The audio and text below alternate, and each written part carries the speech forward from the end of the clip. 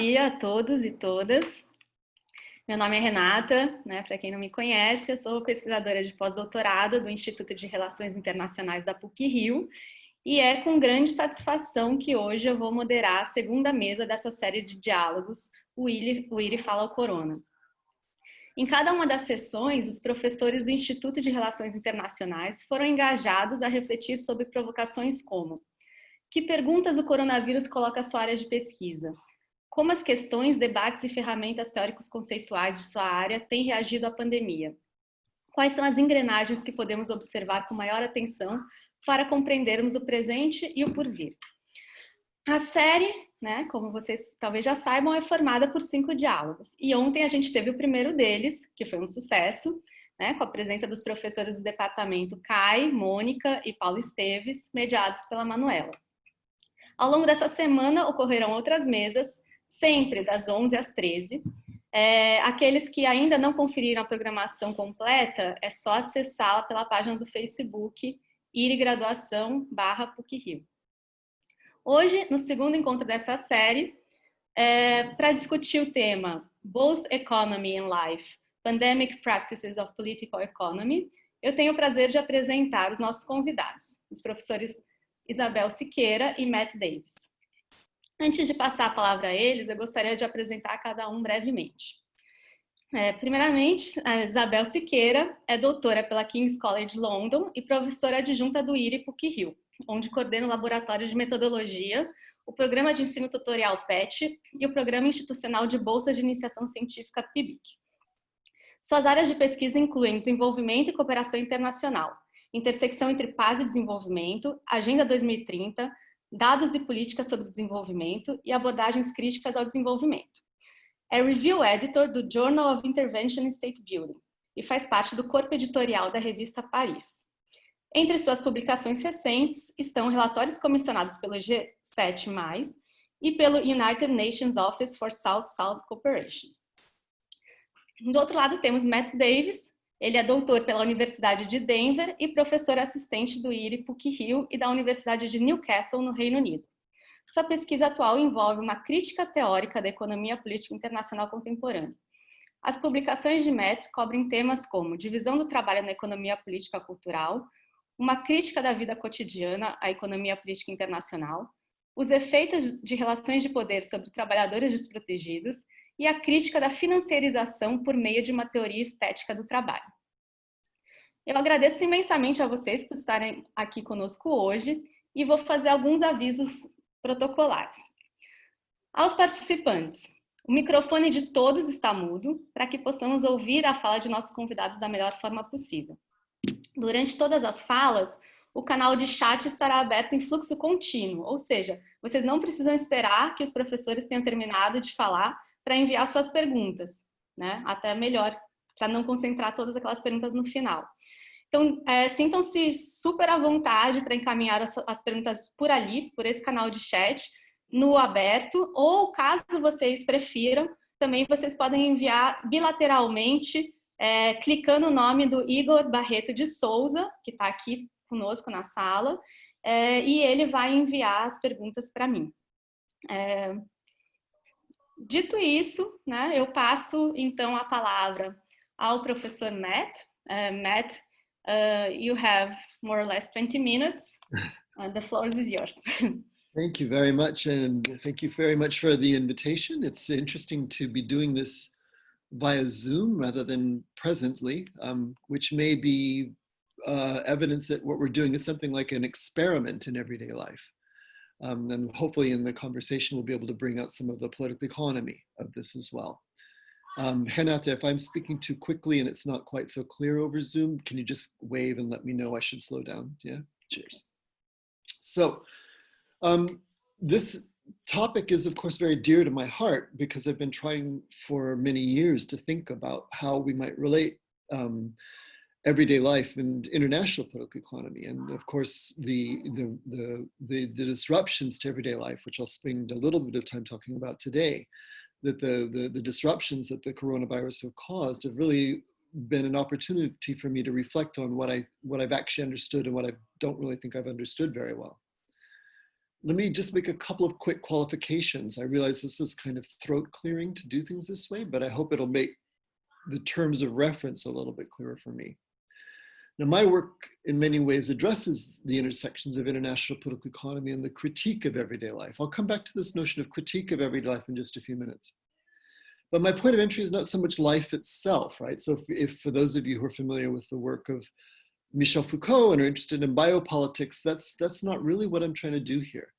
Nor am I looking at the qualifications of what counts as a life. So if you think about Giorgio Agamben and his notion of homo saucer, right? And the idea of what could be considered a life worth living versus that kind of life which is excludable or killable.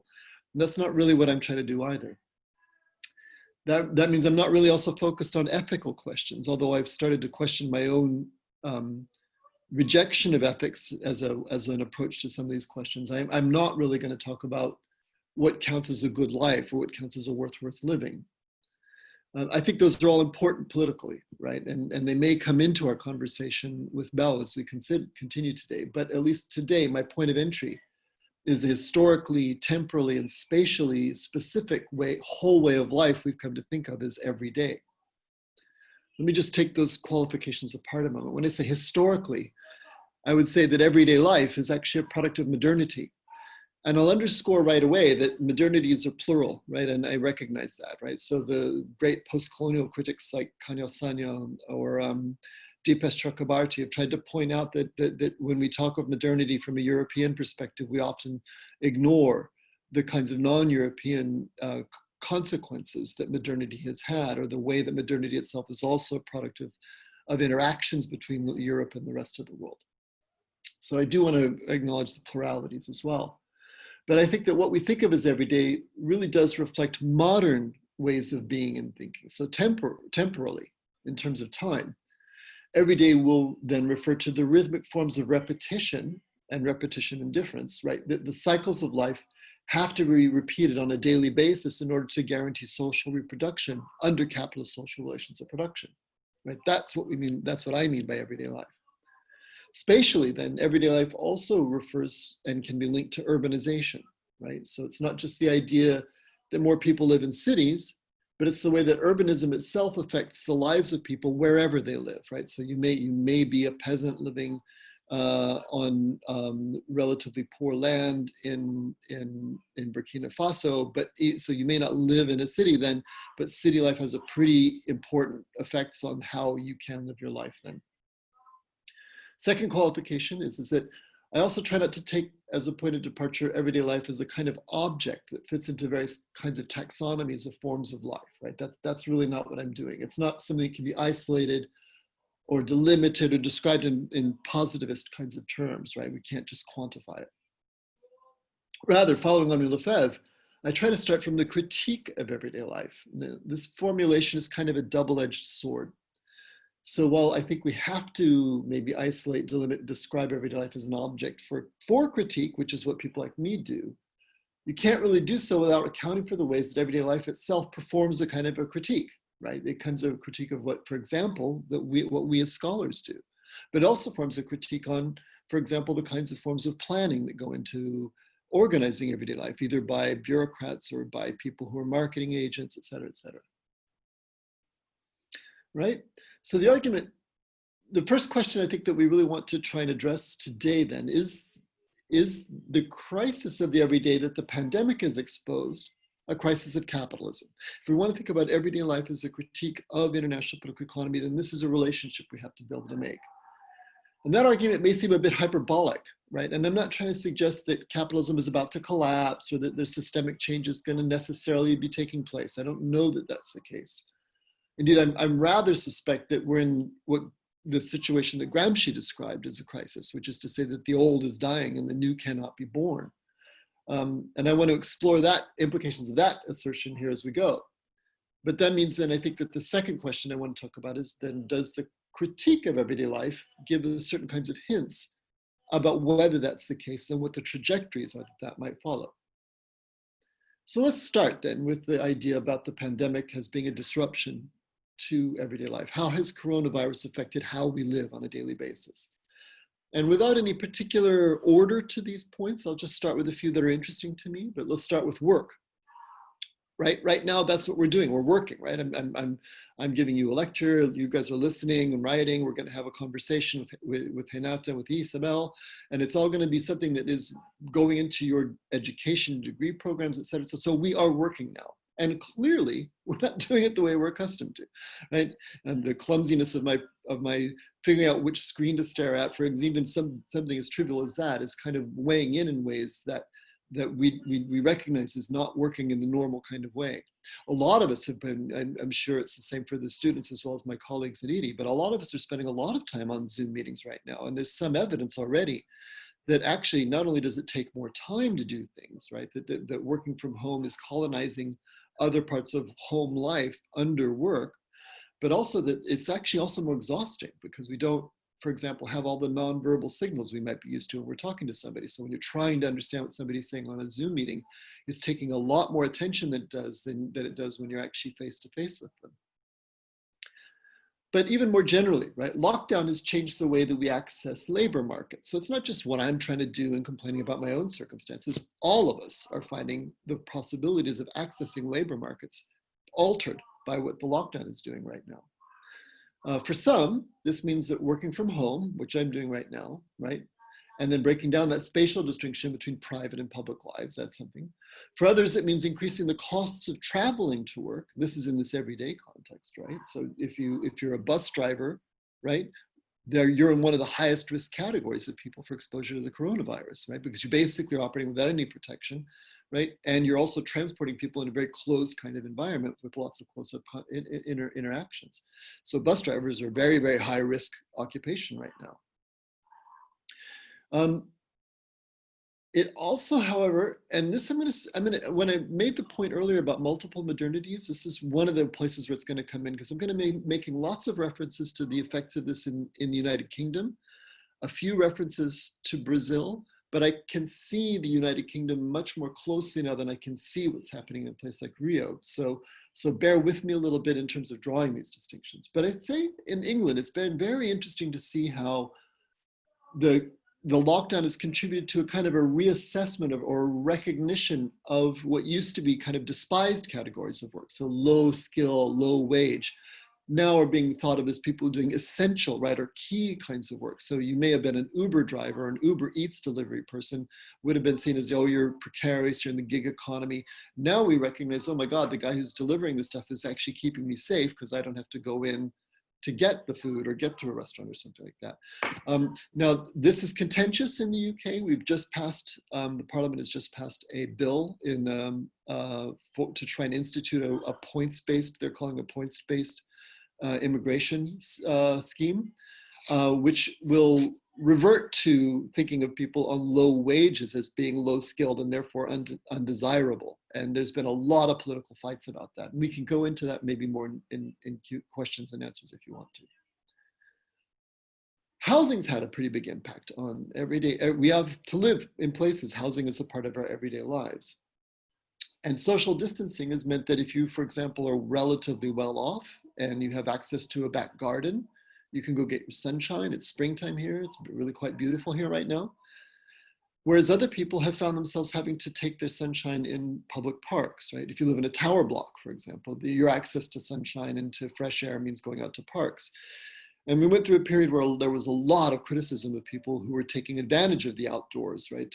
By going to parks and saying, look, they're just aggregating, they're breaking the rules, they're exposing all these people to these dangerous pathogens, et cetera, et cetera. Now it's a further twist of the thing that's just been taking place here in the UK. I don't know if anybody's followed, but it's sort of blown up over the last few days that one of the special advisors to Prime Minister Boris Johnson, right, Dominic Cummings, has been taking trips from London to Durham. I don't want to immediately rush in to condemn him for this. I mean, part of the reason he's given for doing this was he was looking for ways to take care of a young child.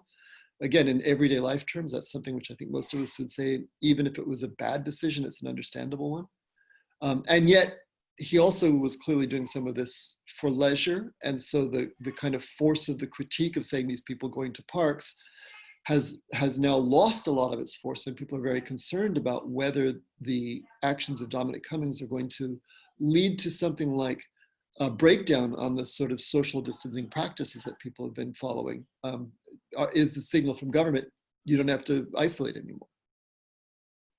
There's an awful lot of other interesting things tied to housing right now. When Jeremy Corbyn left the leadership of the Labour Party, the position that they were taking at that time on rent and mortgage payments was that while we look at the now entering into a recession and very possibly entering into a depression, they wanted to suspend mortgage and debt payments, right? To just say, look, they're not going to be paid during the period of the coronavirus crisis. The Labour Party shifted its position with the new leader, Keir Starmer, and said that, well, no, actually what we're going to advocate now is a postponement of those rent and mortgage payments. Now, the reason this is an interesting argument is because if you postpone those payments, what you're doing is you're putting renters and mortgage payers into debt, right? They're going to have to pay them back later. And the problem with that from a political economy perspective is that you lose the possibilities of the multiplier effects of people spending that money, right? So if people who are renting have to take that money and just give it back to rent, it's not going to circulate in the economy the way it would as if they could go out and eat in restaurants or go to parks or go to concerts or buy, new televisions or whatever they're going to do with the money, right? Those multiplier effects get cut off because the money's going to be going to this key essential of paying rent.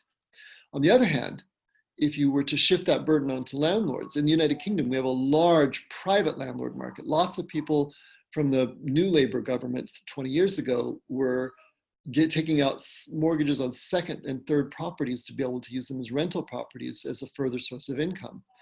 If you shift the burden onto the landlords, the problem there is that maybe then they can no longer afford to pay their property taxes, in which case public services suffer. Or maybe they can no longer afford to pay for the mortgages, in which case they become distressed properties and you get a lot of people evicted, right? So there's no easy answers on these kinds of things. And we can also compare this to the United States, where it's an even more sort of troubling trend took place, which is that after the 2008 financial crisis, a lot of the distressed properties were actually bought up by large investors who were then bundling the rents. So if you know anything about what happened in 2007 and 8, the mortgage-backed securities that were being used so banks were making lots of loans to people who were in very vulnerable circumstances to buy mortgages because they figured that people would have to be paying those. And when people stopped being able to pay those mortgages, then the securities that were being sold on, the derivatives, became much less valuable. And so people tried to get out of those and that caused the financial collapse. Now what's happened is that rather than buying mortgages, they've bought these properties and started renting them, right? So that now we've got, instead of mortgage-backed securities in the United States, there's a big chunk of the private investment has gone into rent-backed securities. And the idea being there that it's easy to turn those over again. So, and that means that there's probably going to be a pretty big evictions crisis coming up at the end of the coronavirus problem there. I'm taking a bit too much time. There are some other things that are kind of obvious. We can think a little bit about disruptions in the food supply. But before I go into these, you can see that you can see the disruptions. I don't really need to insist on the point too much. I do, however, want to take a moment to kind of step out, because this will give us a chance to think about what the critique of everyday life, what everyday life's critique begins to look like, is to go back to that idea I said that there may be differences between different regions or different countries and different zones, right? And I want to just take a moment to compare. We could compare, as I've sort of hinted at, and I will do some more, the UK as a unit with Brazil as a unit. But just let me qualify very quickly that we might want to not take those as given units of analysis, especially from an international political economy perspective, right? So you guys in Brazil could see, for example, that the effects of the coronavirus have probably been wildly different in a place like Manaus, for example, to Porto Alegre. They won't be the same, right? And that has a lot to do with social structures, has a lot to do with geography, has a lot to do with economic activities, but they're just not going to be the same in these different places. And it's even in Rio, you could say that the effects are different in Leblon to Complexo do Alemão, right? You can't really say that the general processes also manifest in general ways. The general processes like pandemic have specific manifestations, and those are a lot based on how everyday life is itself structured. You guys will be familiar with what happened on 15 May in the Complexo do Alemão, where the Camarões entered these neighborhoods of Fazendinho, Alvorada, Lochamento, and Nova Brasilia, and police opened fire, and there were 13 people were killed at 6 o'clock in the morning, right? So now you could argue that everyday life in some comunidades has been shaped by intense violence for, over 20 years, over 30 years, right? That's kind of what they're about. So violence itself is a part of everyday rhythms. But I think at the same time as that, yes, we have to acknowledge that, but at the same time, we have to say that the police operation didn't only kill 13 people, right? It also prevented shops from opening. And police shooting also damaged houses, it damaged cars, it damaged water tanks, it damaged water supply lines, it damaged electrical transformers. In other words, the various infrastructures which enable living everyday life were also targets of this operation, right? In other words, so violence is a part of the everyday, but violence is also intervening in and making the everyday impossible, right? The everyday is part of the target of the police operation. And I'll come back in a minute or so to the question of whether the pandemic presents a crisis of everyday life. But for now, let's just return to the larger question and say, is it a crisis of capitalism? Now, one way of understanding crisis is a turning point, right?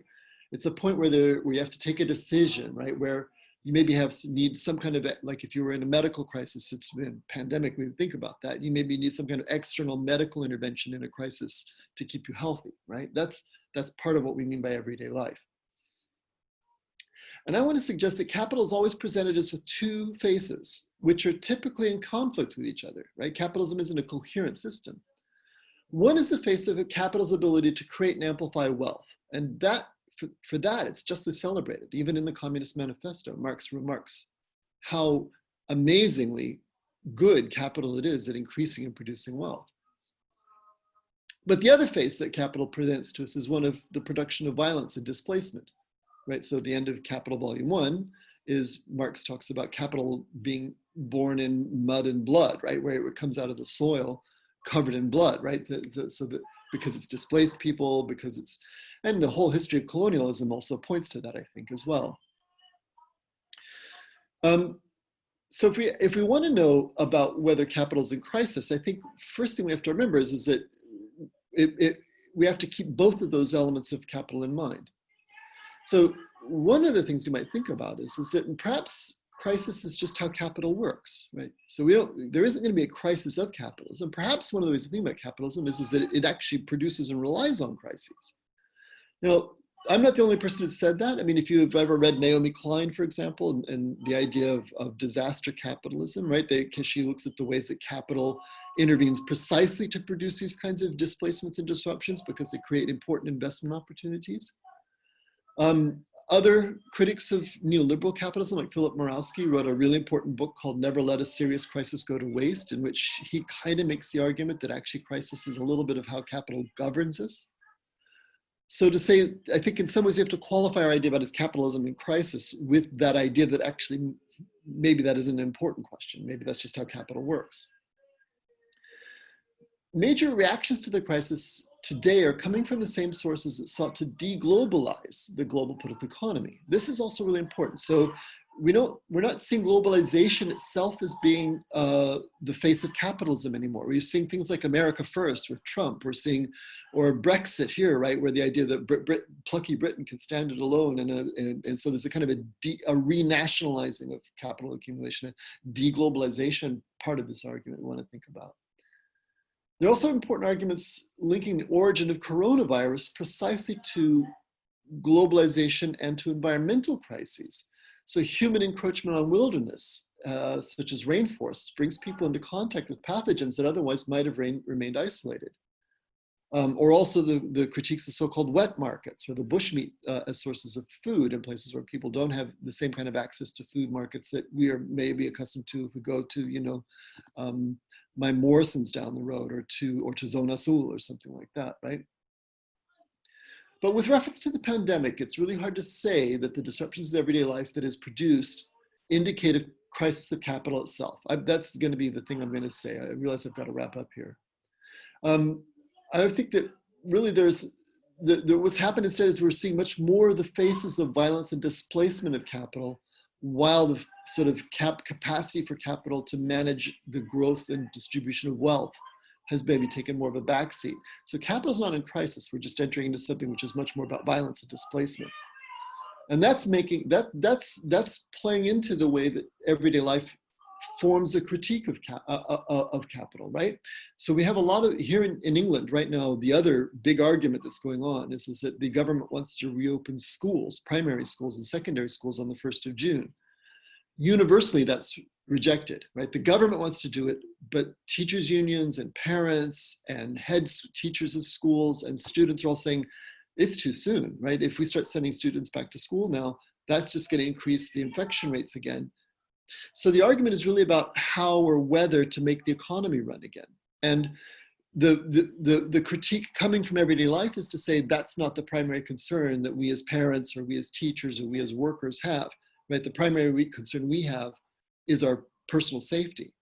And this is going to be an ongoing argument. It's one which is in England, I think, is a little bit behind the arguments around Dominic Cummings. Are we going to see something like a growing delegitimation of the state here if they don't figure out a better way to manage the crisis?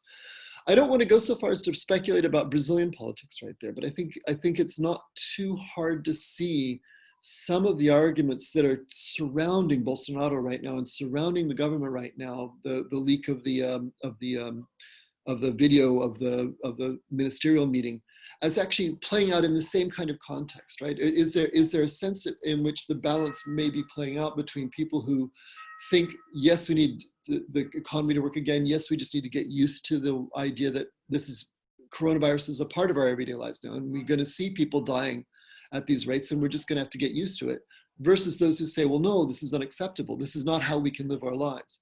And that question remains open. I don't think it's a crisis of capitalism, but there are other crises that come along of legitimacy, of politics, and also of how we can actually continue to live our lives. I probably have taken my time up, so I'll be happy to take questions later. Thank you very much, Matt. Eu também queria dizer que vocês podem mandar perguntas também em português, tá? Não precisa ser em inglês. Quem sabe assim anima um pouco mais. Então agora eu passo a palavra para a Isabel. Obrigada, Rê. I'm just gonna share my slides. So I should just explain that I wrote the slides in English, but then I thought because the presentation is in English, then it might be a good idea to have the slides in Portuguese, and that way we can maybe if I'm not clear, if my accent's not clear, then that can be of help. And I want to start by thanking everyone who organized this, because I know it was a lot of work, and especially because, as with everything else, it was a reaction to a much more complex context. And it's a pleasure to be here with Matt, whose work I admire a lot. So it's also a huge responsibility. And what I'm gonna do first then is to, as was asked from us for this, I'm gonna try and contextualize a little bit of how my research has been impacted by the current reality, but also how I think I might perhaps offer some kind of contribution by way of questions. So I have a few facts, I have a few figures, I have lots of questions, I have none remotely like answers to these questions. And this is really, I think, a reflection of how research itself needs to adapt. And we are dealing with a major multiple crises. So it makes no sense to go down the same paths that we were going down before. So we need to revamp methods, but we also need to even go back to our basic questions and maybe reformulate them somehow. So this is a little bit of what I've been trying to do with the help of a lot of other people's work, which I'm gonna cite, and I'm gonna make a point of citing scientific research, because I think that's a key message here as well. And just to briefly explain where I'm coming from, I organized a quite big workshop in 2017, I think it was May 2017, on cash transfer programs. And I was interested in understanding how people make up their minds about how they feel about the other, especially the poor and the underprivileged and the vulnerable populations. And so the cash transfer programs were like a proxy to understand how people come to love and hate each other, based on what and how difficult it is to actually, even when you have information, people will believe in what they want to believe. So I was kind of dealing with these questions through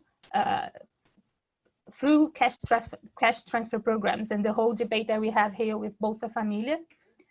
I've also been doing work on feminist contributions on care and community and being together. So I've been participating in a few meetings and trying to understand how some of the groups and part of the movement, how they get together, how they agree to disagree and things like that. And I've been doing for a long time, and this is probably the main thing that all those research projects have in common. I've been looking at the politics of data for a very long time. And this is one of the main things that I'm interested in trying to understand, for instance, how development became something so technical. How has it become even accused of being an anti-politics machine, for instance, and actively removing politics from the scene.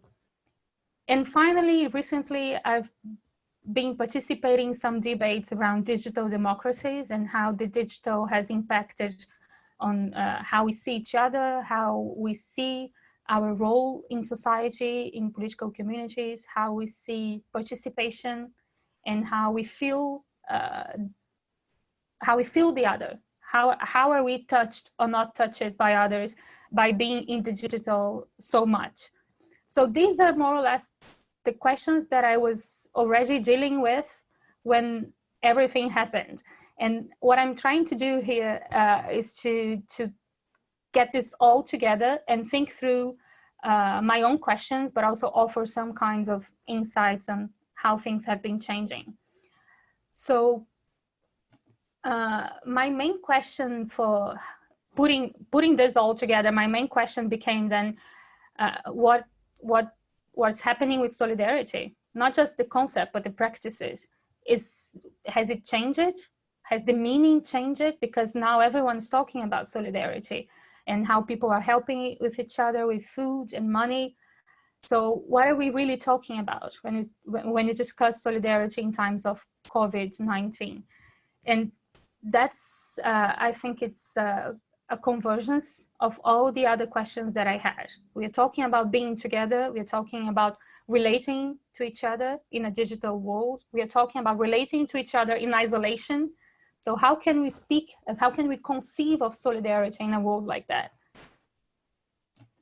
Oh, sorry. So this is more or less what I propose, but I'm going to be very quick. So how can we think of this new, these initiatives on this, which are offering assistance in the form of goods and cash, for instance. And this is, of course, I'm not disputing at all that this is absolutely vital right now. And this is actually part of my previous research. But what does that really achieve? And I think that's a key question. And what can that achieve in the future after isolation as well? What are we going to have to say about all those initiatives? And second, what does it mean then to be together in the digital world? And here I'm departing from an argument from a few philosophers who say that we are analog beings. We will always be analog beings, and we are analog beings in an increasingly digital world. So what does that tell us, and what does that do to us and to our relationships? And finally, I'm gonna get to solidarity by way of discussing care and a little bit of philanthrocapitalism. So where are we really looking at? As Matt said, maybe it's not the case that capital is in crisis, because as we're gonna see, There's actually people making a lot of money out of this crisis, all of them. So what are we really talking about? How do the initiatives that we have been seeing that, on solidarity and assistance and cash transfer and etc., how do they relate to the fact that many people are making a lot of money right now and probably will even further in the future? And finally, and this is just prompting more questions, what does all of this say about democracy itself? Are we going to have profound changes in democratic processes? For instance, a key question for me, just as with Matt, but he's much more experienced in asking those questions, is who is essential right now? Because people who are considered essential workers right now didn't used to be seen like that. And what are their rights right now then? They are certainly not making the money that essential workers should be making. So there are lots of questions about that as well. And some people have been anticipating that we might live through another kind of Arab Spring with young people and the poor really rebelling against what's coming and how things can be very bad very soon. So the first point, I want to highlight this. This book is available for free download. It was something that was produced after the workshop that we had in 2017. And some of the people who contributed have been working on cash transfer programs for decades. And they all agreed on the following points, which sound very banal and very basic, but I think we need to be reminded of them. So social problems have social bases, right? And this is something that we learned with Amartya Sen and Dres when they wrote about hunger, and they said, hunger is not a disaster. Hunger is not something that just happens. Hunger is institutional. Hunger is related to political will and to organization and to institutional infrastructure and distribution and policies. This is the same for every problem and every crisis. Social problems have social bases. And if we take this as a point of departure, the one thing that all the authors were talking about in this book is that also we can go back and we can see that with every government, no one's going to get rid of Bolsa Familia. It's pretty much impossible now for many reasons. So this might be an achievement. So social protection really became seen as a right, although with several kinds of limitations. This was also something that we discussed a lot in the workshop. But as a right, it immediately becomes something also that is very much based on how we relate to each other. And this was a point that Leonardo Lobato made during the workshop, which was, she works on health. And this for me was a key kind of, basic argument that we need to be reminded of constantly. The rights are about social relations to the extent that every right generates demands and accountability processes. And you need a whole society organized and aware and well-informed to fight for those rights. So that means that even when we are not being benefited, we are aware of those rights. And as people who are in relationship with others, we do things to guarantee that these rights are going to be respected. So I think it's obviously clear that the pandemic, it's caused by a virus, but the tragedies that we are living through right now, they have social bases. They are not just about a virus. And because this has become out of fashion in current political scenario, I wanted to bring some scientific data as well. So you can see all the references. You can see on those maps and on the graph, the distribution of access to basic sewage systems, functioning sewage systems, but also access to drinking water. And you can see how unequal the distribution is and how really bad the numbers are. So if you can see by the colors where things are bad, and you can more or less correlate with the disproportionate impact of the virus in different regions of Brazil. And here on the right, you can also see the I don't know how to say that in English, comorbidades. Anyway, the chronic diseases that people have that might be a problem aggravating the virus, the COVID. It's much more present among the poor and underprivileged populations, and it's by far much more prevalent. So these people, not only they don't have access to good health systems in many places, especially in the rural areas and small cities, but they also suffer from other chronic diseases that might make their survival much more difficult, unfortunately. And these are, again, socio-economic factors. They are not, they don't just happen, right?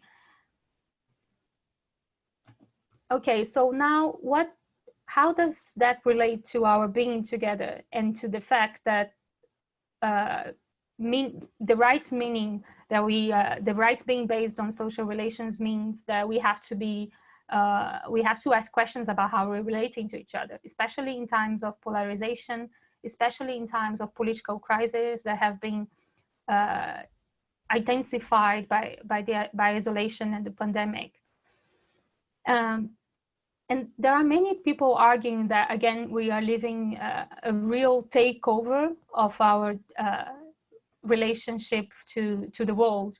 Our relationship, it's analog because we are analog beings, but this has been taken over by the digital to such an extent that it's we have been colonized by the computer. They say that's their argument, that we have been colonized by a machine that pretty much can do things that we don't understand, whose language we don't really understand to the same extent that others.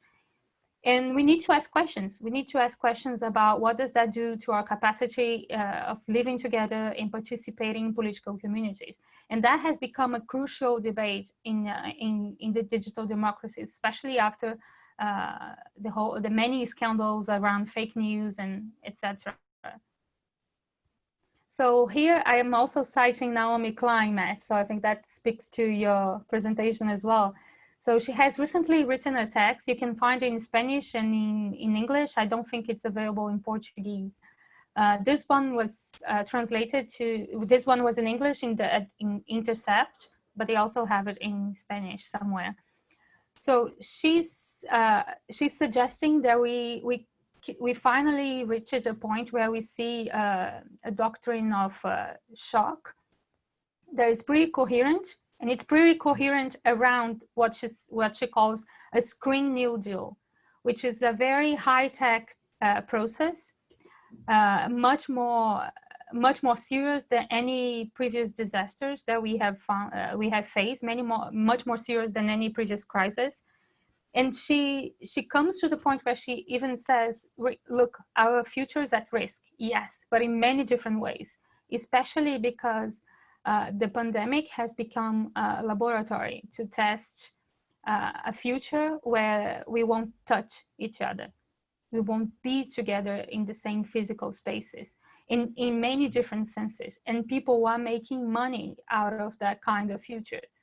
And again, all I have at this point are many questions, but I think this is something to be seriously taken into account. And how does that then relate to the ethic of care and the being together that I was talking about? So again, we have been seeing a lot of initiatives on providing all kinds of assistance to vulnerable populations, unemployed people, precarious workers.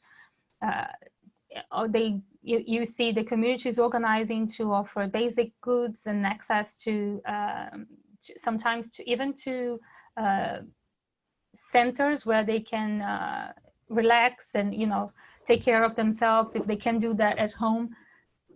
But there are other initiatives as well. So we see many companies donating millions of reais, for instance, millions of dollars, and banks as well. So does it matter why they are doing that? Does it matter who is doing that? And what is being achieved exactly, apart from the fact that people who are hungry, of course, now have food and etc. And this is, so here I'm talking about something that Ferguson calls the new rationalities of poverty.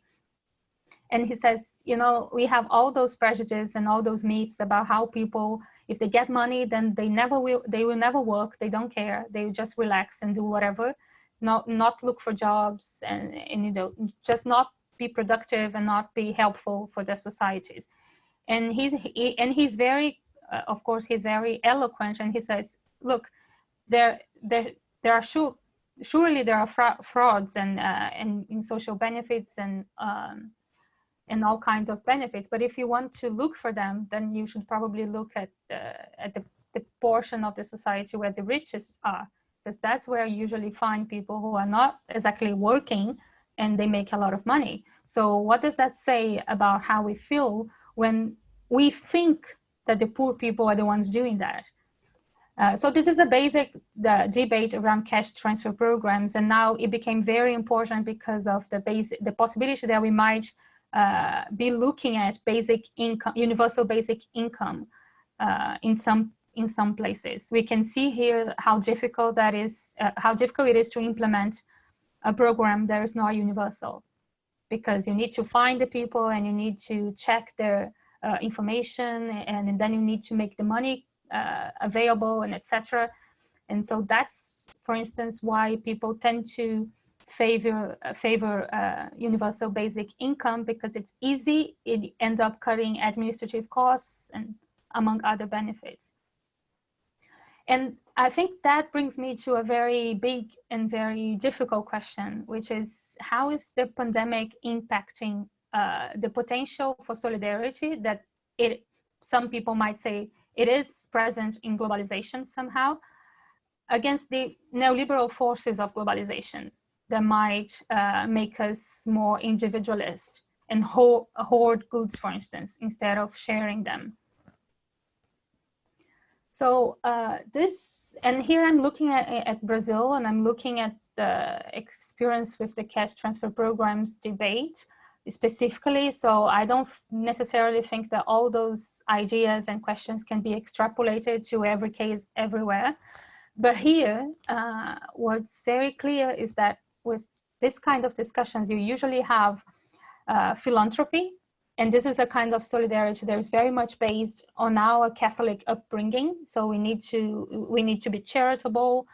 We need to do our part. We need to share a little bit of what we have.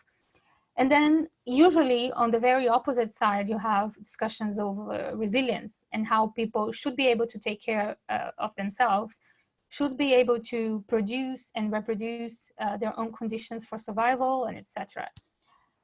And this, again, I don't think this is a very simplistic way of looking at it, but that's how you usually face the extremes in the debate around cash transfer programs.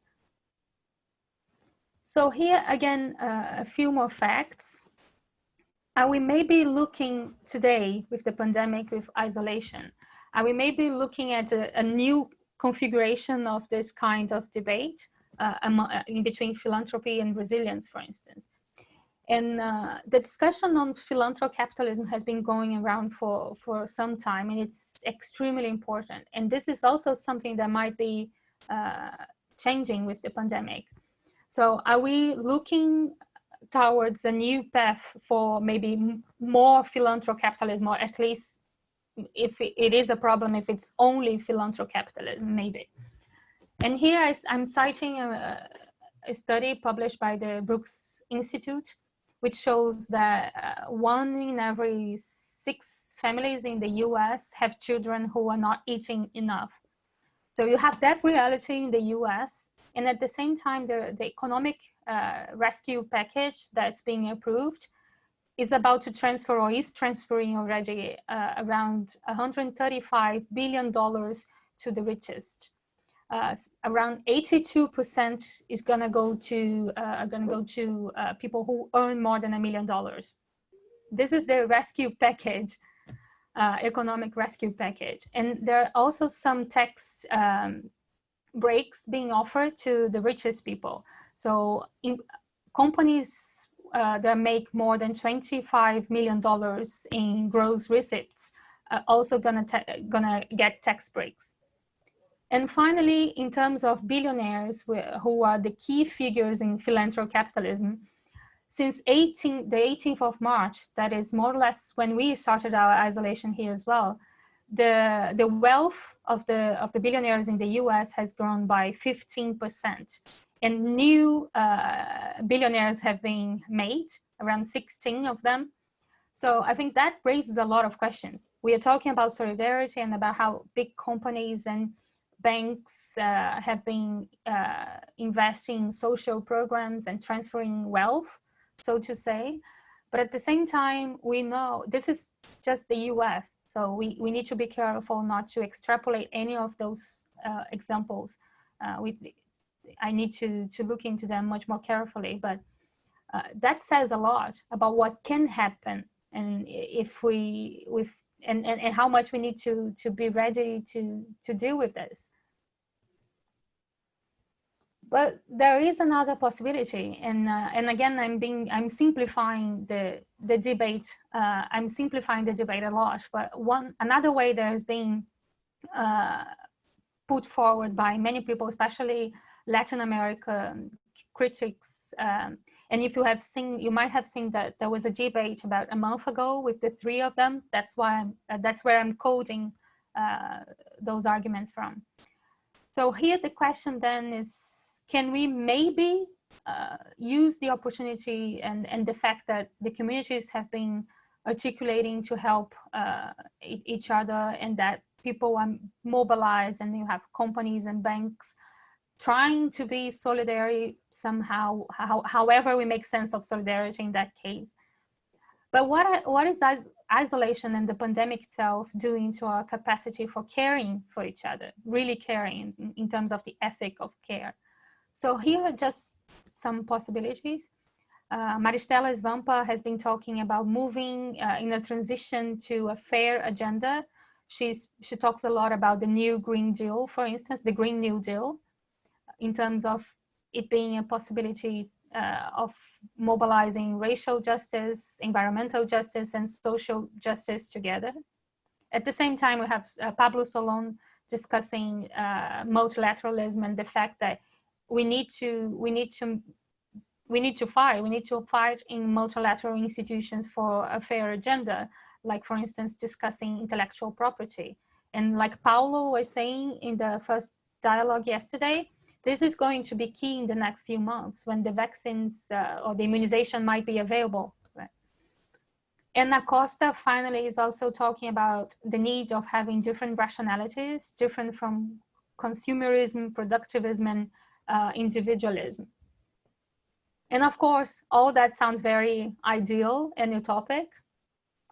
So what I've been looking at with Teresa Tarragó, who's PBIC, she has a research scholarship.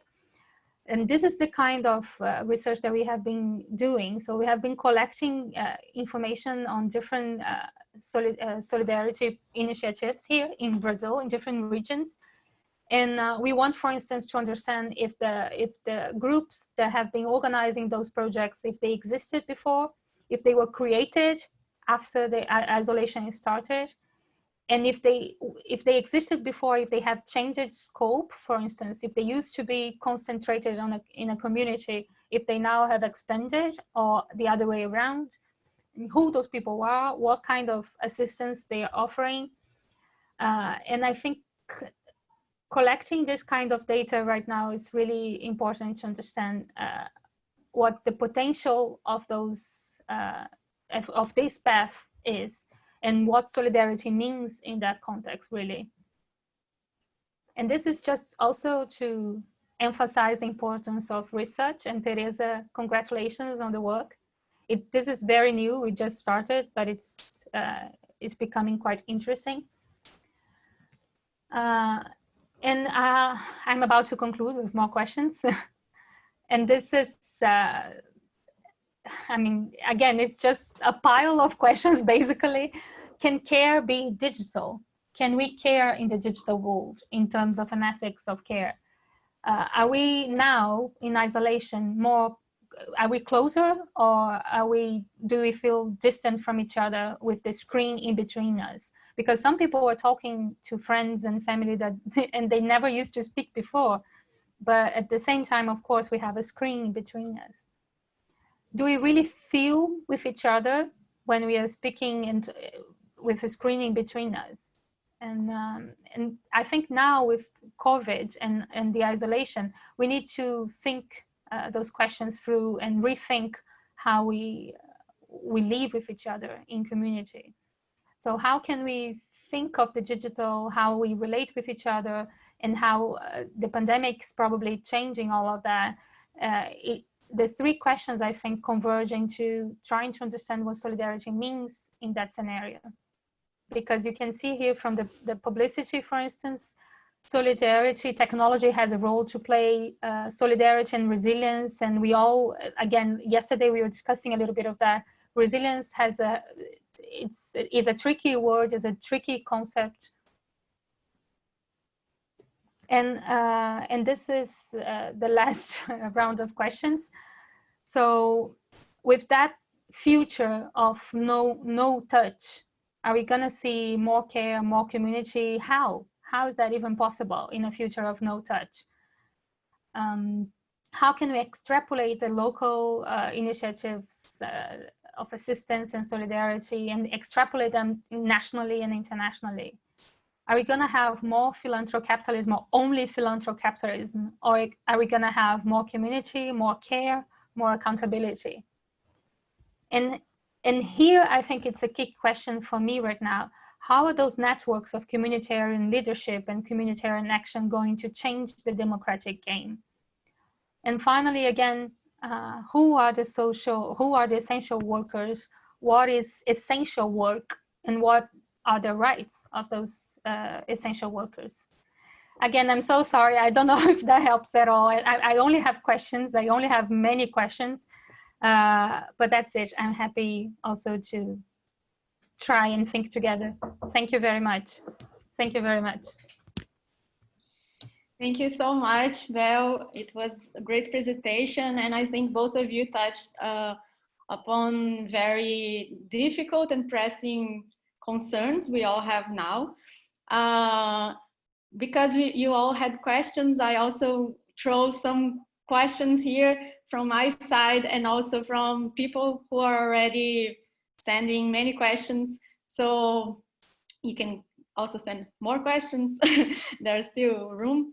But I would just like to touch, before I start asking the questions for our public, I would like to just make 2 points and also 2 questions, actually, if you want to talk about that, about what you have just presented, a little bit of things that I found in common, a bit to kind of know what you think about it. So the first thing, it regards more the temporality of how we think time during this pandemic. Right? Because Matt was saying that the everyday is very much about the rhythm, right? It's a lot about repetition.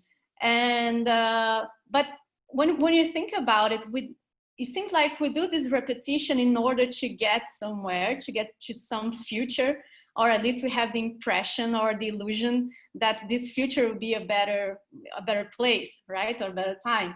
And right now we've seen that our future is, even more blurred and uncertain than it has ever been, at least in my lifetime. And then I was thinking about how these affect our culture of consumption, our culture of economical culture, or even like studies, or, you know. So I was thinking about if that lasts long, how how that will, this kind of suspension of our future, how does that affect our everyday life, but our economic everyday life? The second question turns more into the idea of the space. And I think both Matt and Belle touched a lot on this. Matt, by saying that that our home became like work and home. Of course, not for everybody. Many people still have to go out and do their jobs. But for many of us who are lucky to stay at home, we kind of like have work and home in the same place. And the public space, as Belle said, became kind of a no-go place, right? Like if you say you went to public space, then you're kind of a evil person. And how much that this disruption of, or this another demarcation of private and public space, how that affects our idea of community, political community. So these will be like the two questions that I have, and I also throw. It'll be okay if I start with 3 questions, and okay, and I'll read here. One is for Matt Davies from Manuela Viana. Manuela asks, accepting your provocation that capital operates on through crisis, I was wondering if we could still insist that the pandemic has been changing the relation between state and capital. How do you see this? Or what are the main sites in which you have been seeing this change in relation taking shape? Okay. Second question, also from Manuela Viana, but this time for Isabel. As regards so-called solidarity campaigns, we can also see a whole web of cash flowing to Black movements in the US. For instance, aiming at taming their agenda, which is considered to be too radical. How do you see the politics of empowerment and solidarity here, Belle? Okay. I will also ask a second question to Matt from Julia Nogueira. You've talked a little about politics of everyday life and how we are influenced and inside modernity in this process. I would like to hear you talk a little bit more about what you understand as everyday life in modernity, please. Okay. Is that enough? I can do a second round later. Okay. You can start, Matt, if you want. Okay, so I'll try to take them quickly and in order. On the first question of temporality that you put to me, Renata, on the problem of the blurring of the future, and I think this is going to relate to my answer to the spatial question as well.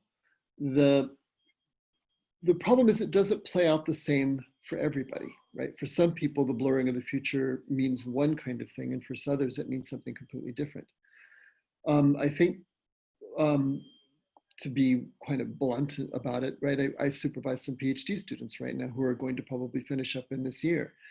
And 6 months ago, we would not have anticipated that there would be no academic jobs. I mean, their futures have been blurred in a really brutal way, right? And that's affected us, even though I have a secure job and everything. It's affected us because, you know, we have a kind of pastoral relationship with our supervisees, and we got to think about, well, what are we going to do to support them going forward? And we're very, very poorly prepared to do that, I'm afraid. So there's that part of the blurring of the future temporalities that are quite disturbing. But and this isn't to be optimistic, this is exactly the opposite. But I think some of the things that Belle pointed out in her presentation about the way in the United States that assistance has actually been something which has actually accelerated the concentration of wealth. The idea of a blurred future is not as traumatic or harsh for somebody who is in that billionaire class. It's an opportunity, right? The blurring of the future is something which is an opportunity for actually exploiting further possibilities for greater capital accumulation. So when I make the claim that we're governed partly through crisis, I'll come back to that again in a moment, that's where people and forces and institutions that are in a place to engineer a crisis in a way that it can be operative in particular kinds of ways, benefit from this blurring.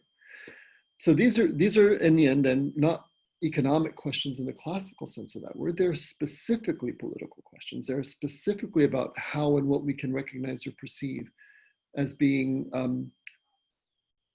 a legitimate claim or a voice, and how it gets to be there. That's going to tie into the spatial issues that you raised. And Bell touched on this a lot more deeply than I did, so I won't take up a lot of time on this. But I think what Bell's point about this issue about what does it mean to be in solidarity via screen is an extremely important problem.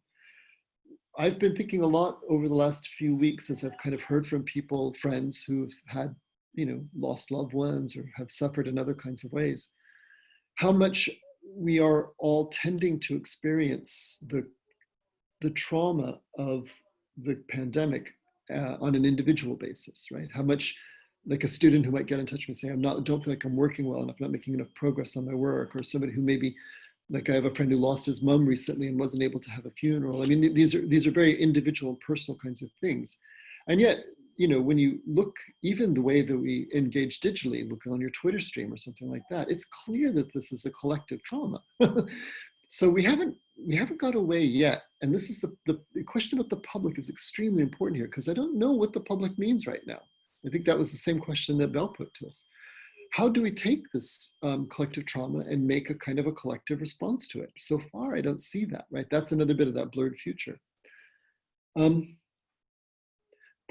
would say more about work and home, but I don't want to take too much time talking right now. I think there's a lot to be said about that, but I also have an N of one to be scientific about it. I don't have a statistically meaningful experience of it right now. And that's another problem, as Bell pointed out, I think, about the way that this is affecting how we actually research, right? I know about my experience of this, and I would really be reluctant to generalize it too much. But maybe we need to think about how we're going to generalize that. To Manu's question, so the relationships between state and capital, I think in the first instance, I think we kind of inherited from a kind of a Marxist thinking in the 1970s and 80s that there's something like a relationship between state and capital. And so we tend to really reify the categories as sort of these two things that could speak to each other, and one could actually shape the actions of the other. I don't think that way myself. And so I don't know if I can give a very satisfying answer about how the pandemic affects that particular relationship. What I will say is that it's in the UK, and I suspect in Brazil as well, and I wonder about the United States, so the three cases that we've kind of brought into this today, whether the state-society relationship is one that's really, really being hammered right now, right? Whether, for example, again, to come back to this immediate political issue here with Dominic Cummings, the special advisor to Boris Johnson, it's clear that the level of public anger at Boris Johnson for not firing this guy, for what's actually a fairly trivial thing that he did, but people are so angry. Part of what that does is it makes the prime minister look very weak. And part of what it does is it undermines people's trust in the government. And that's changing the relationship between state and society. Now, what direction that change takes and what forms it takes politically, it's too soon to tell. Similarly in the United States, I think when Bernie Sanders' campaign had to come to an end, I think a lot of people on the progressive left in the United States felt a lot of despair. I didn't. I actually think, Bernie was a smart guy and he did what he needed to do, especially given the pandemic was going to make his ability to continue to mobilize politically very, very compromised. So he shifted what he did. But it's a little bit more worrying to sort of see the kind of movements towards at the political level that I think is a very clear reaction going on in the United States right now, where there's an issue, sort of a recognition of a growing, especially amongst young people, a growing sentiment that things are not okay the way they are, that the changes need to be taken. And what that means, right? Does it mean a greater regulatory regime? Does it mean more state intervention to kind of control capital or redistribute wealth?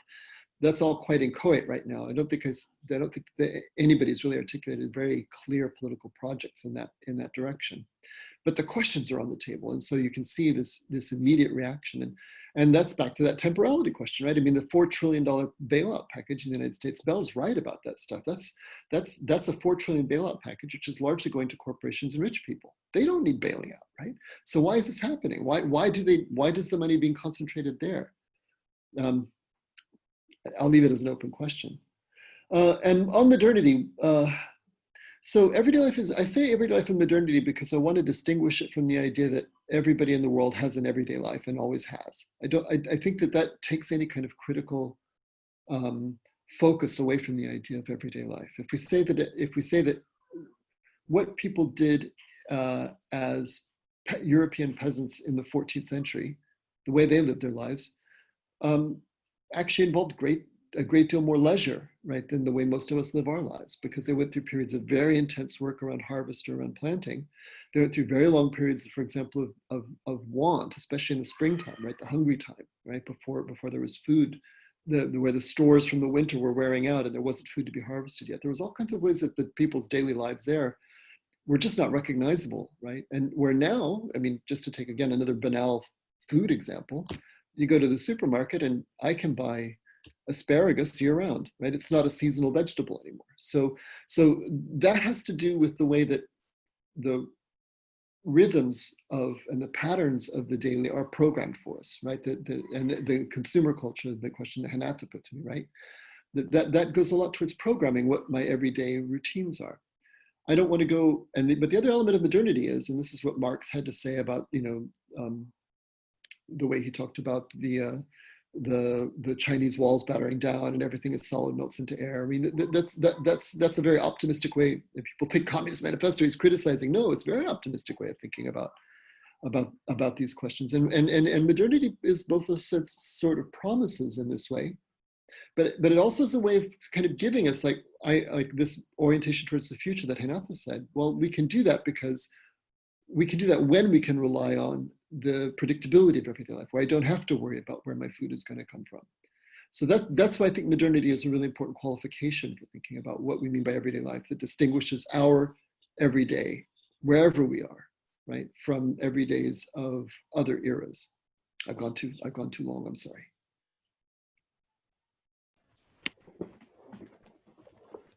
Should I? Thank you for the questions here, Manu and the others. I think there's a lot to be said about time. I'm certainly not the person to answer that question. We should invite Paulinho. But I think the one coming from the discussion on the digital, one thing that has been just debated a lot is the fact that with the digital, you have a different arrangement of time and a different rhythm of things and how you relate it to each other. For starters, you do, well, except when you are talking to people you already know and you're very close to, then you have a different kind of conversation, of course. But when you are interacting with other people in social media, for instance, you are really speaking to categories of people, to profiles. You don't go into the trouble of knowing the people you're talking to.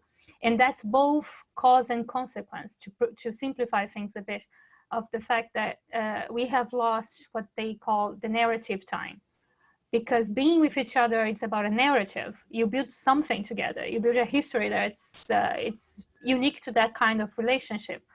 And you have interruptions, you have ups and downs, and in all kinds of relationships.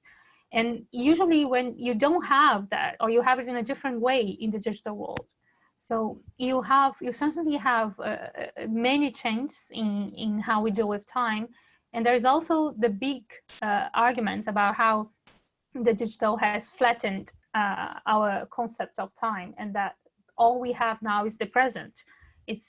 So we are being cognitively led to more and more think only of the present, and it's harder and harder to think in terms of the future. These are not my own arguments. There are many philosophers of media thinking those things through, but not only are we being accelerated and consuming superficial information and snapshots of facts and figures, but we are also pretty much relying on the present and the present alone, and that it's a very big question. That's why I don't think it's a coincidence that so many critics have been talking about the imaginary and the future, because it's an exercise. It takes practice to think of the future. It takes practice to think in a certain way about the future, and the more we rely on technology, the more that future becomes separated from our own actions.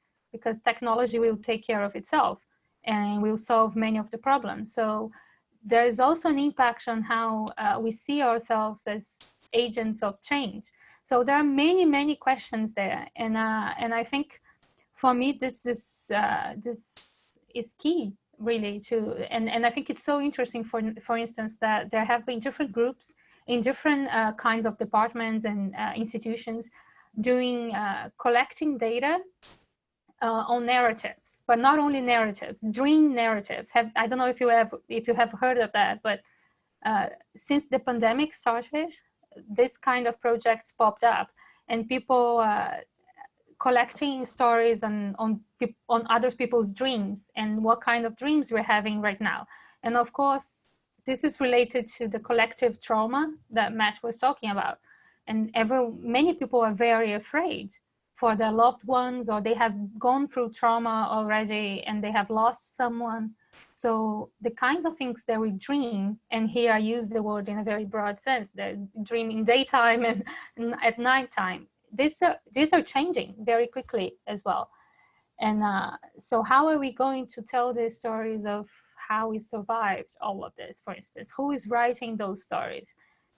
And I think that brings me to Manu's questions on the possibility of those solidarity initiatives empowering people.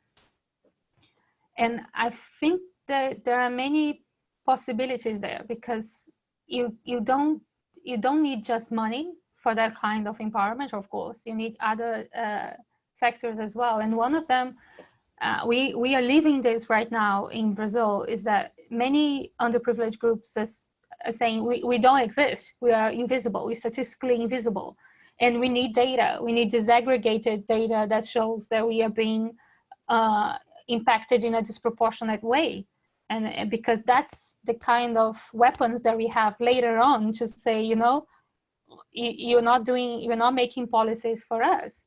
And these policies are extremely unequal. So there is the issue of data and how, and the narratives are going to be built around what kind of data in that case. And also, of course, the quality of the assistance and the support being provided. When you have leaderships being recognized nationally and getting access to the table and getting access to the mic, that's one thing. When you are just feeding people who are starving, that's another. So I think there is also a key question of how we deal with those leaderships.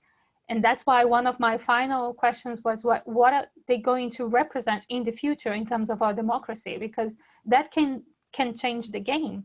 If they have political capital after surviving and helping other people survive all this, then not only are they going to be perhaps elected to be in the Congress or whatever, but they can also make use of that political power in different ways, and the kind of agenda they are going to bring forth. And so I think a lot of the potential for some positive outcomes out of this is that it necessarily goes through understanding what we can enable with this kind of initiatives, and how we are going to understand and talk to all this that is happening and interact with that kind of thing.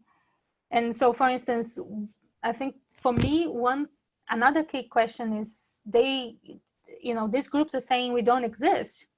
How come you don't have data on us? How is it possible that not only we don't have the basic services, but you don't even know that we are dying? I mean, what have you been doing? Because there is a lot of money being around in the internet doing sentiment analysis, for instance, and doing profiling. So there is a lot of data being produced. It's just not the data that's useful to know if these people are dying or not. So that can be, I think that's a powerful argument for these groups to say, you don't care. You clearly don't care. As long as you vote for you, you don't care that we are dying. You don't care enough to know that we are dying. And this is, I think this can be powerful in the near future, but again, and that brings me to the question on space, what public space there is. I'm with Matt. I really don't know how to answer that. That's the extent of, you know, minimum understanding that I have. It's about how we are going to make room for these networks and these leaderships. Thank you very much. I have a few other questions. So one to Matt Davies from Carolina Salgado, and she asks, how can we understand the issue of digitalization of labor within both points you raised, that are the pandemic crisis and the critique of the everyday life as it helps to make sense of the crisis? And how such issue relates to the deepening of North-South divide in terms of both sides of capitalism you have also mentioned. Then I have two questions to both of you. The first one from Marcelo Capucci, and he asks, it seems to me that we are at a crossroad. Solidarity is usually interpreted as philanthropy or charity. I am concerned about this understanding because in a way it legitimizes the minimum state and transfers to society the responsibilities that, in my opinion, belong to the state. How do you see that understanding? Okay, and the second is in Portuguese, so I will read slowly. If you if you have questions, Matt, just ask, but then in the end she makes a short question. So it's from Maria Beatriz Melo, and she says that que leu num jornal, né, as formas de organização social e de formas de resistências populares estão enfraquecidas devido à pandemia de Covid, justamente porque são formas de organização em campo, na rua. Isso também impacta a forma de demonstrar oposição da sociedade civil ao governo Bolsonaro. Então, a pergunta dela é sobre a ideia de outros caminhos de solidariedade que a Isabel apresentou, em oposição ao filantrocapitalismo, e como criar redes de solidariedade, de união política e social, que geralmente são mais realizadas nas ruas, nos bairros, e que não podemos fazer agora porque precisamos ficar em casa. Na minha opinião, os projetos de doutrina de choque dos bilionários das finanças continuam acontecendo e cada vez com mais força. Acho que a pergunta pode ser também, a pergunta, como combater projetos antidemocráticos que favorecem o grupo dos mais ricos? Okay, and also Matt has a question to Belle, right? Do you wanna? You know, I can work it. The question I had works in very nicely to one of the questions that just came here. So what I'll do is when I respond, I'll try to put the question to Belle then, and I'll try to signal that that's what I'm doing. Okay, great. Yeah. So either one of you can start. Maybe Matt, because... Okay. I was going to say that two of the questions went straight to philanthropy capital and philanthrocapitalism. I didn't know if Belle wanted to go, but I can do this fairly quickly.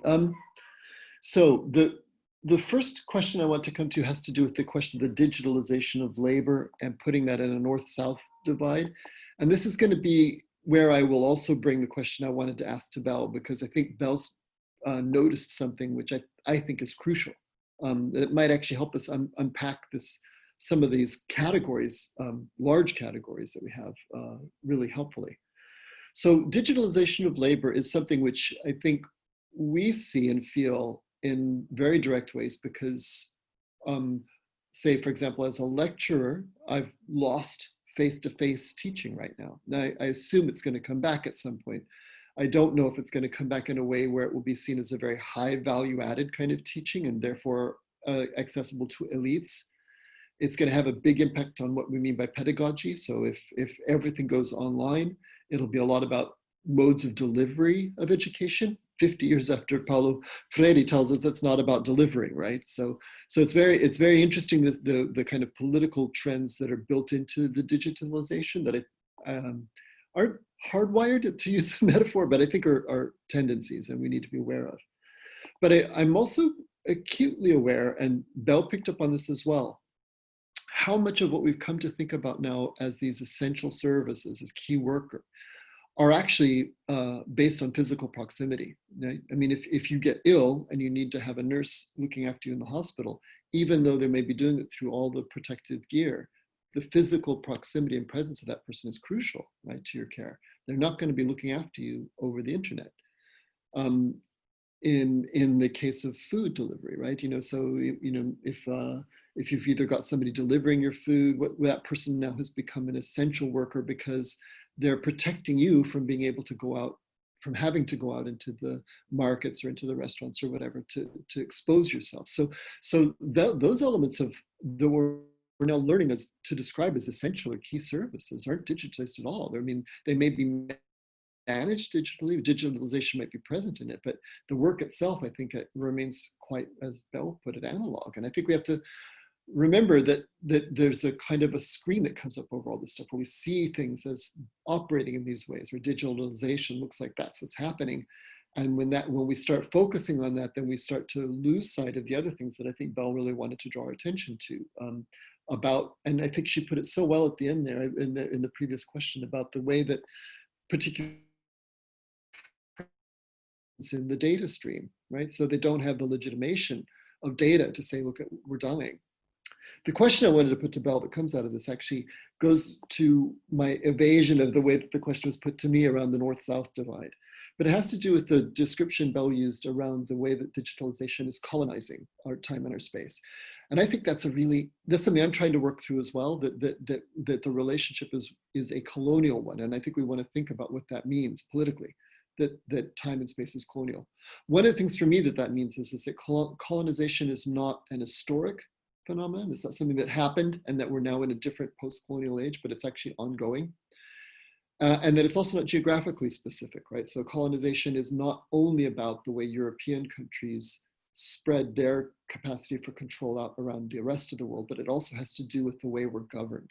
So when we say colonization, I think what we mean is about the occupation of space and time, certain forms of extraction that take place, certain forms of identification, like, for example, racialization or gender politics. All those things are kind of at work at the colonizing level. And I just wanted to, the question I was going to add to the ones that Belle's already got to answer, have to do with whether the way we think about things politically can be enhanced if we actually try to bring the analyses of colonialism out of their historical understandings to think it was something that happened in the 17th century, but also then think about colonization as something that is a part of our ongoing lived everyday reality, how we are also always being colonized. That's something I'm trying to do myself. So any hints you've got to help me out with that would be really, really welcome. I think there was one more that I wanted to try and address, was the civil society coming off the streets question, right? I think this is a very worrying moment, actually. I mean, I think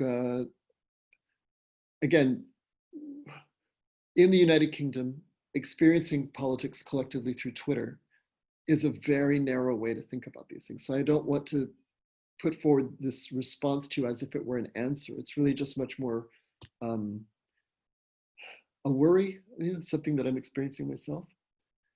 But I think that in the United Kingdom, we've probably had around something like approaching 60,000 excess deaths in this year during the COVID crisis. And that's, in Brazil, you guys are approaching, similar kinds of numbers now. The death rate there is just really accelerating. And there's a huge amount of anger, right? But because we're not living collectively the way we used to, I'm not sure the directions or the focus that anger is taking. And I think this is an extremely dangerous moment. I think it could go in very, very, very bad ways. I don't want to be overly pessimistic because I don't think I can predict. I don't have enough experience about what other people are saying or doing.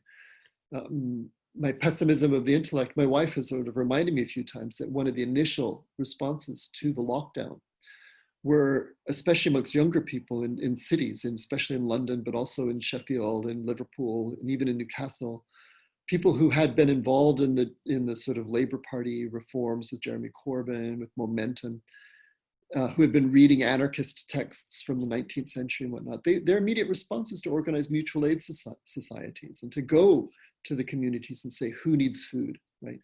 Who needs somebody to get them to a hospital, right? Who needs looking after? We live on a street that's just above a street with a lot of restaurants. Of course, they're all shut down right now, right? It's been a disaster for them. So they've been trying to cope. And two of the restaurants that we've been using now, who sometimes are now producing for takeaway, they're Indian food restaurants that produce for takeaway, and they have they're just coming out of Ramadan right now. And during Ramadan, one of the things they did was to say, look, we as Muslims have a specific responsibility around charity and visiting the sick and visiting the isolated and freeing people, right? So what they said was, okay, well, we can use our restaurant resources to try and produce food packages for isolated people or for hospital workers.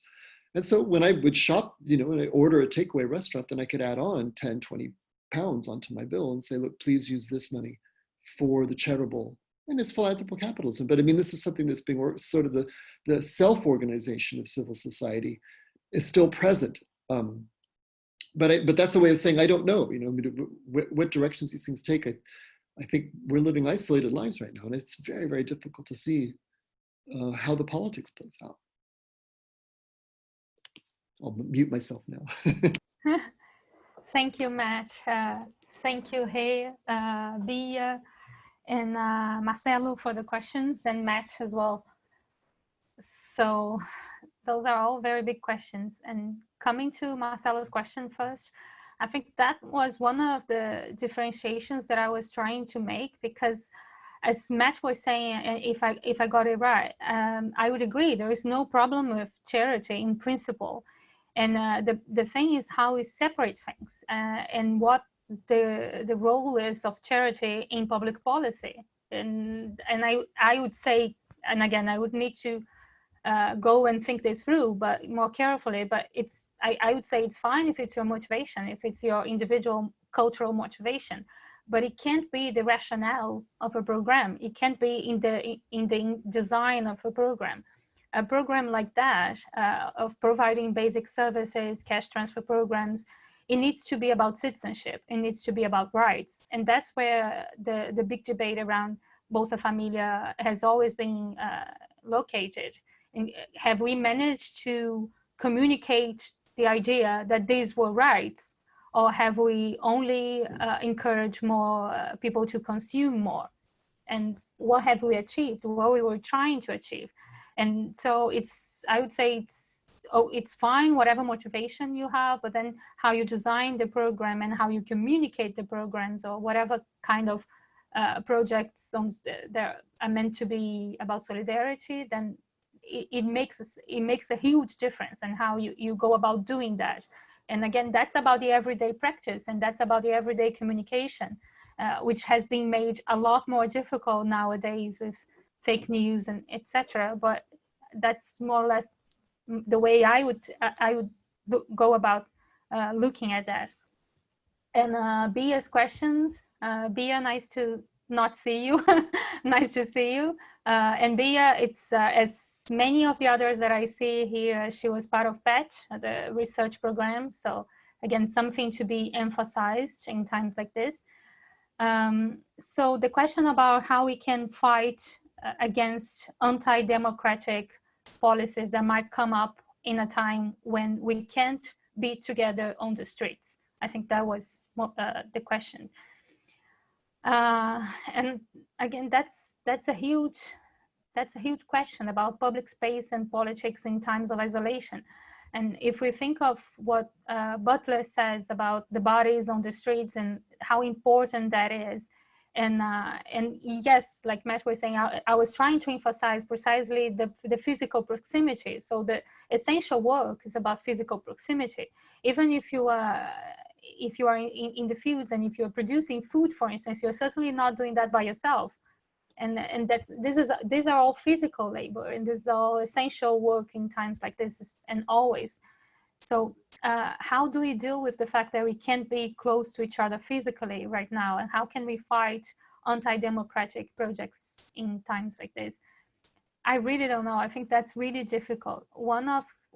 I saw that recently that someone suggesting, I can't remember right now, it was a journalist, and saying that for him, the most important thing right now is to make sure that whatever packages, whatever rescue packages are approved for big companies, who in many cases are essential and maybe have to be bailed, but then you need to demand something in return and try to reorganize the economy from there. And but that of course makes it necessary that we have a state and a government that's actually interested in doing that, which is not the case. So again, we come back to the question: how do we make the government govern for ourselves? And right now, that has been pretty difficult.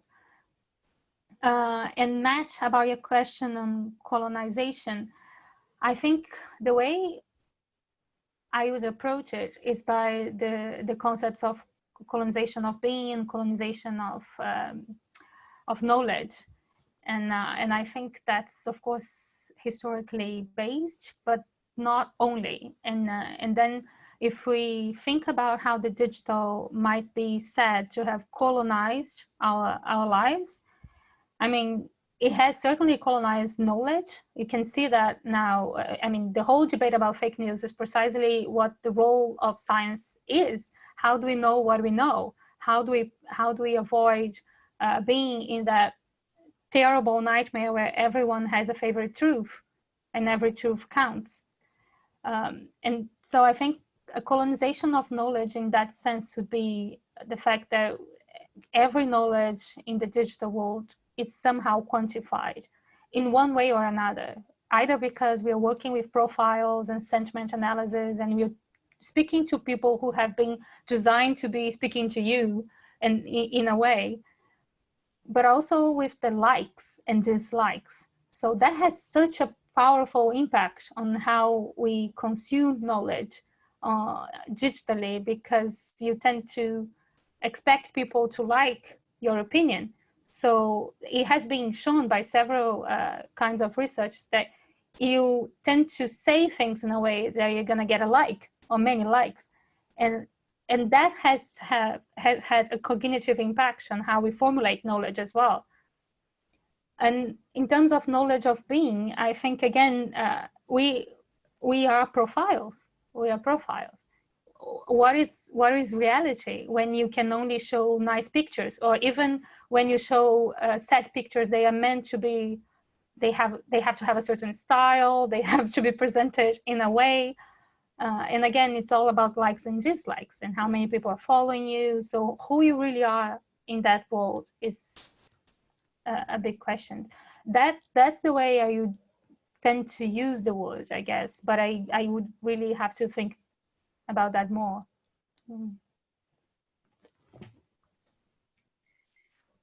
Great, thank you. And I have a question for both of you from Rafaela Melo, and she writes in Portuguese, okay?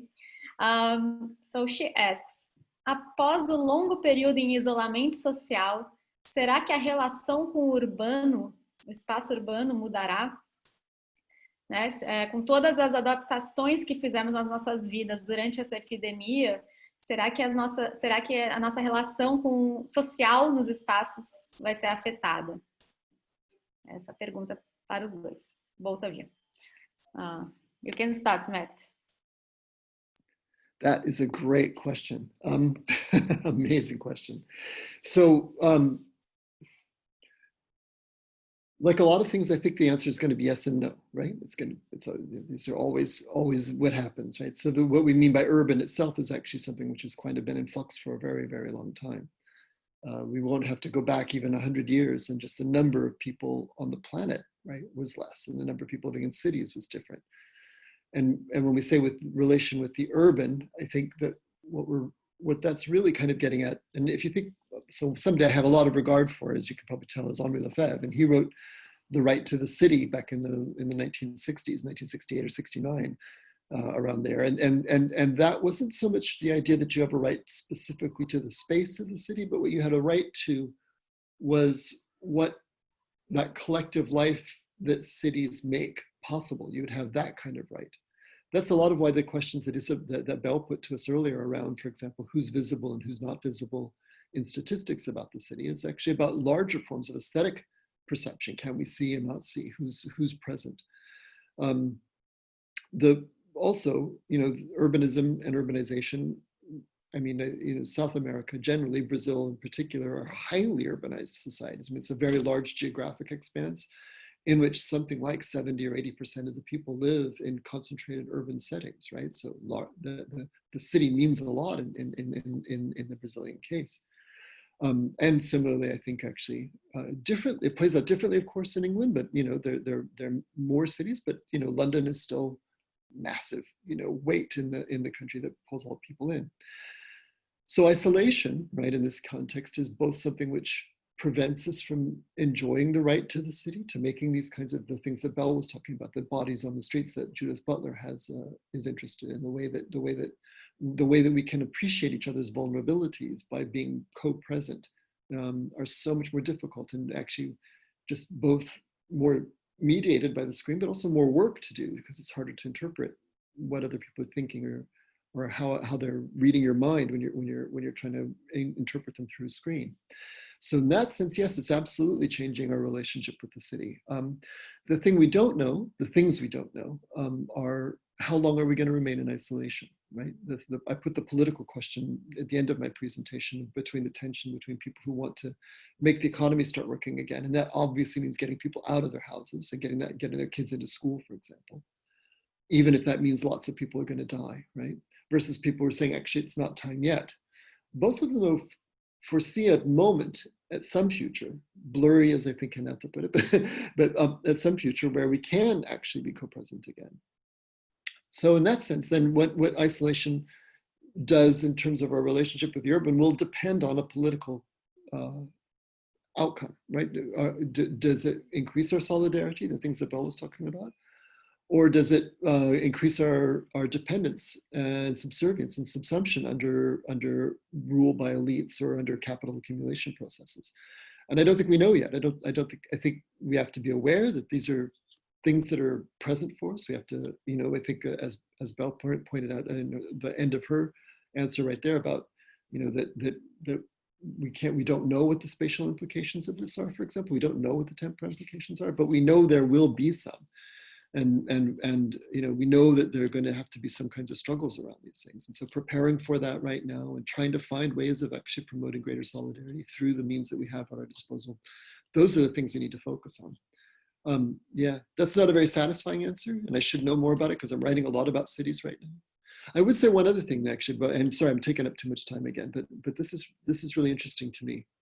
And it's kind of a question back to everybody in Brazil, because you guys are there, right? It's something it's now your experience, your daily lives there are shaped by this. But what Belle mentioned earlier about when she had her graphs up and showing how people, for example, with other kinds of health conditions are much more vulnerable to dying in COVID.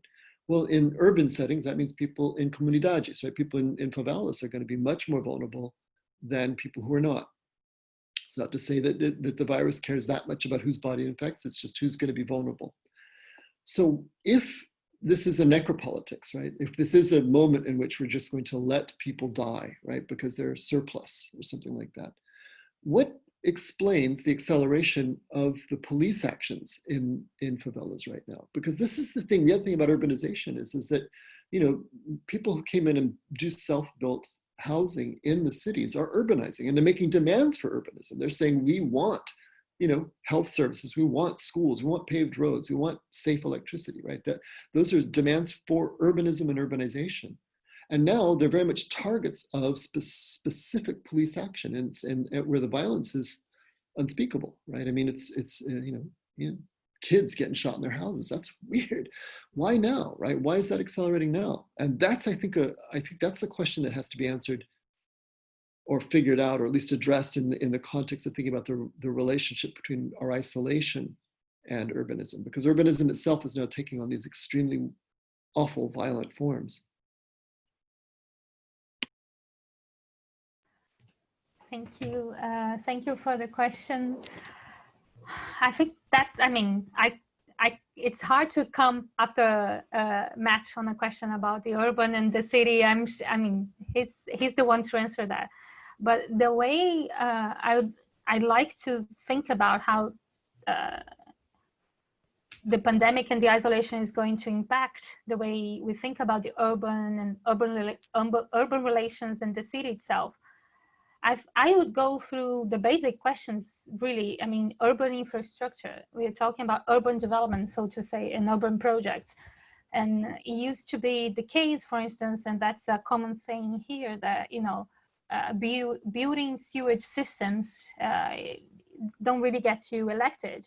So are these things going to change now? Are we going to see more accountability in those areas? Are we going to see more demands and social demands about the rights to that kind of basic services? And how are then the state and the private sector going to answer to those kinds of demands? I think that's a big question. And another one is related to leisure and the right to leisure.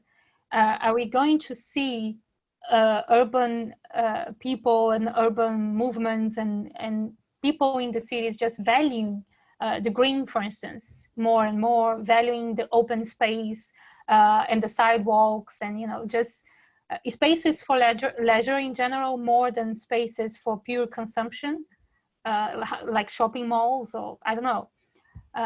What's going to be the relationship in between this kind of urban planning in one way or another? I think that these are questions that would be very interesting to address, because they are also about the provision of basic services, and they are about addressing those horrible inequalities that we just saw that do have an impact. And if you're going to see new waves of the virus and of contamination, then that's even more important to at least start planning answers and solutions to that kind of questions. Great. Also, I think that here we can see the inequality working again, because we can see both. I mean, what I've followed through the media, like in New York, for example, the richer part of New York, people are just getting out and going to their second houses, those who can afford to have. And we can see here the same thing going on, like the city that used to be like a solution. It seems like now it's getting quite the opposite, right? The city is the problem. The city is where the virus can spread very fast. And to be honest, if you don't have to, if you cannot enjoy the city, and you can do your work online, why are you staying, right? Besides maybe for hospitals and this kind of infrastructure that is still very important. So I think that shows again how these inequalities are playing, because some people have access, like Matt was saying, like have access to open space, and others are bound to stay where they are in very narrow houses and everything. So that's, I don't know for the future, but I see now this idea that the city is a bit of a problem instead of a solution that used to be. And I cannot answer, I don't think I'm the right person to answer the question Matt raised about why do we see this violence going on right now. But I invite anyone who is still in this room, if anyone wants to try to answer Matt, or let me see. Okay, if not, I have two questions from Paulinho. And then if someone wants to intervene after, you can also send that. So, to Isabel, from Paulinho, can we speak about solidarity in relation to extreme right communities as well? Practices of solidarity that are both analogical and digital, both political and economic. And how can we then think about the politics of solidarity? And then to both. You both spoke about essential work and who gets to be considered essential in these times. Could you say more about the need to distinguish the essential from the inessential work, and the kind of inequalities and exceptional practices that are legitimized through this language? Val, do you want to start this time? Okay. Matt, do you prefer Matt? Well, I guess my preference lately has been to look at solidarity by way of an ethic of care. And for that, I've been reading Maria Puig de la Bella Casa.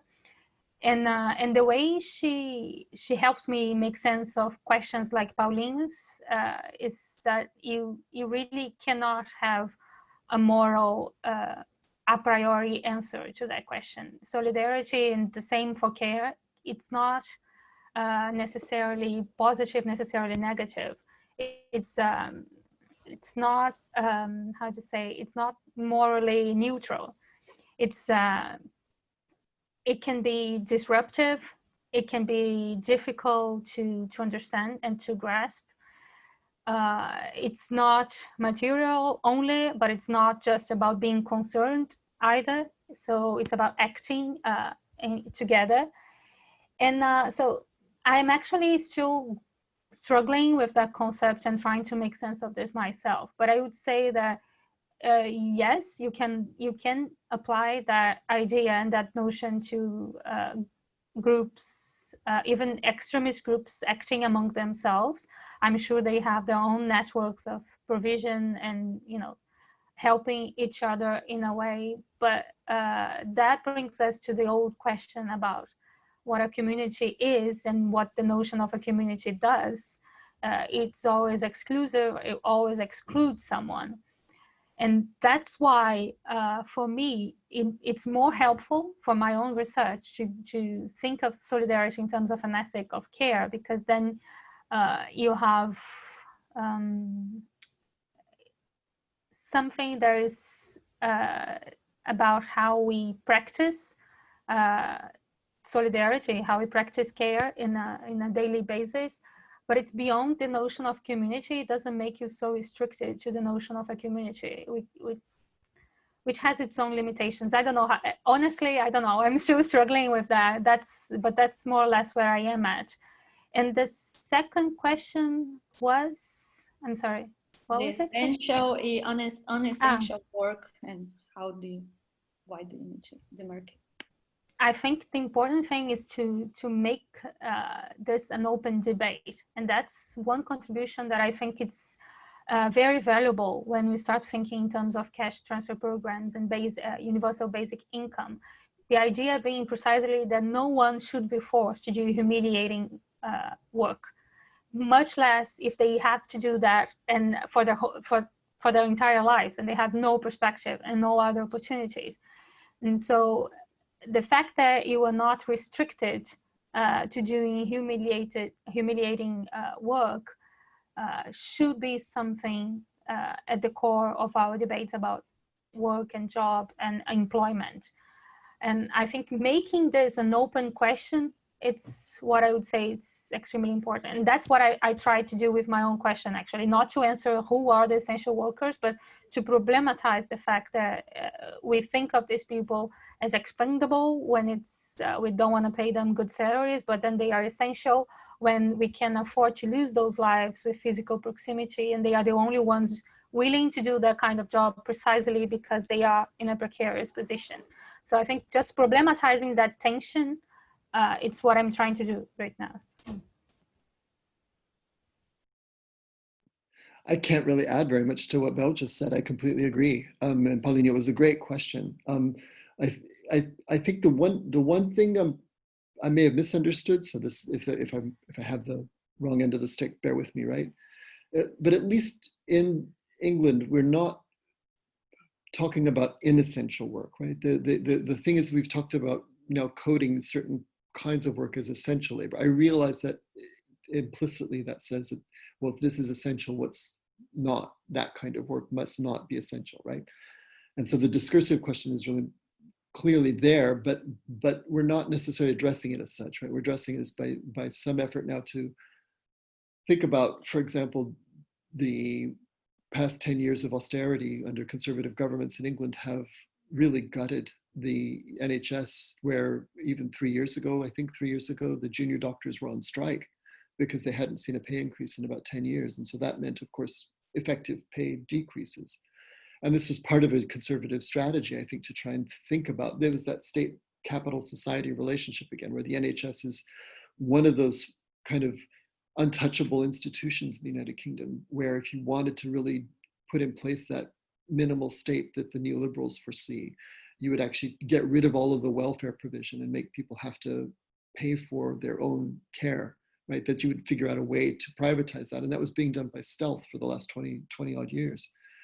And now, now with the pandemic, that project has become contested, right? Now we have every Thursday evening, people go out on their steps and they clap the NHS workers. So there's a way in which we've said, okay, well, now they're essential.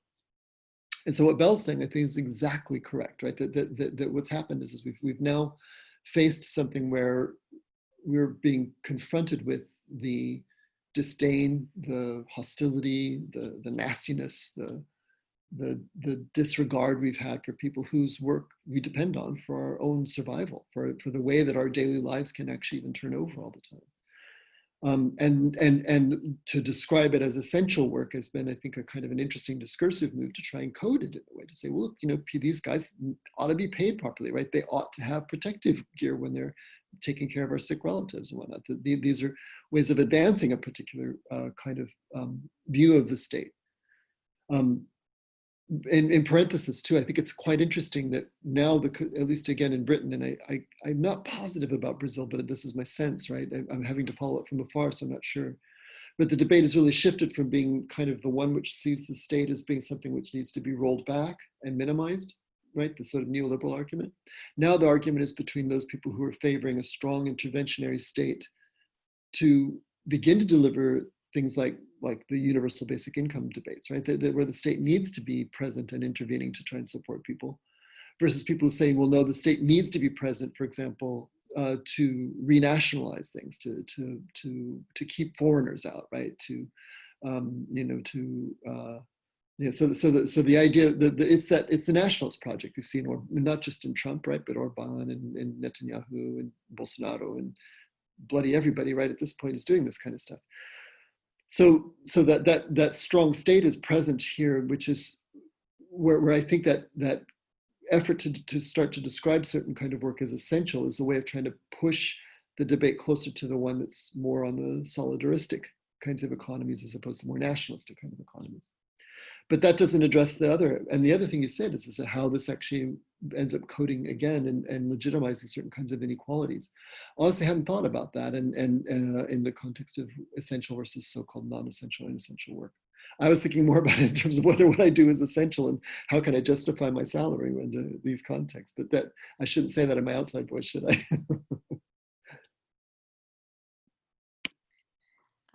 Thank you. Já chegamos ao horário final, né? 13h. Eu acho que foi um excelente diálogo, então agradeço muito a participação dos professores, Isabel e Matt, e também de todos que estiveram presentes, e também ao pessoal do núcleo, né, que possibilitou que a gente conseguisse fazer de uma maneira bem suave. Amanhã seguimos com a nossa série. Deixa eu pegar aqui o título. Amanhã a gente tem o diálogo The Normal and the Pathological Yet Again, com Rob Walker e a Paula Sandrin, mediado por Paulo Chamon. Então é amanhã às 11h, nesse mesmo horário, e lembrando a vocês todos que é preciso se inscrever diariamente para poder receber o link, tá bom? É isso. Thank you, Renata. Thank you, Matt. And thank you, everyone. Thank you, everyone. Thank you so much. This has really been fruitful. I really enjoyed it. And I really miss seeing everybody. Saudades. Saudades. Good to see you, Matt. Yeah, thank you.